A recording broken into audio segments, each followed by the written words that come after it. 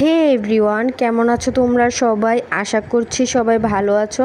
So আজ আবারও চলে এলাম আরেকটা সন্ধ্যার টিফিনের রেসিপি নিয়ে। এখানে দেখো আমি ডিম আর আলু সেদ্ধ বসিয়ে দিয়েছি। আর ডিম আর আলুগুলো সেদ্ধ হওয়ার পর এগুলোকে ভালো করে ছুলিয়ে নিয়ে এখন ডিম আর আলুটাকে ভালো করে স্ম্যাশ করে নিচ্ছি। তোমরা বলবে যে সব কয়টা রেসিপি আমি ডিম দিয়ে দেখাচ্ছি, তো এখন মানে বেশিরভাগই সন্ধ্যে টিফিনে ডিম আর আলু ছাড়া কিছুই আমি দেখতে পারছি না।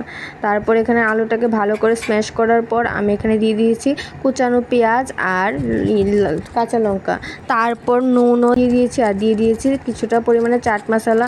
আমি সব কিছুতেই এখন বেশিরভাগ চাট মশলাটা ইউজ করছি, কারণ আমার মনে হয় চাট মশলা হলে আর কিছুই লাগে না। তারপর এখানে আমি দিয়ে দিলাম কিছুটা পরিমাণে কর্নফ্লাওয়ার দিয়ে এটাকে ভালো করে একটা শেপ দিয়ে দেবো গোল গোল করে। এটা অ্যাকচুয়ালি এগ বল বলতে পারো, খেতেও খুব ভালো হয়। তোমরা অবশ্যই ট্রাই করতে পারো সন্ধ্যাবেলার টিফিনে।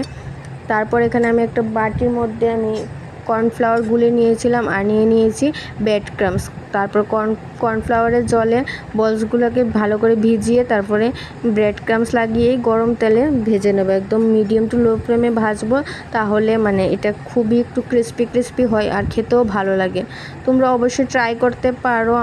আমি যে প্রত্যেকটা টিফিনের রেসিপি নিজে খেয়েই বলছি যে সত্যি খেতে খুব ভালো লাগে। তোমরা অবশ্যই ট্রাই করতে পারো। যদি বাইরে থেকে না খেতে চাও, ঘরে কিছু বানিয়ে খেতে চাও, তাহলে অবশ্যই ট্রাই করতে পারো।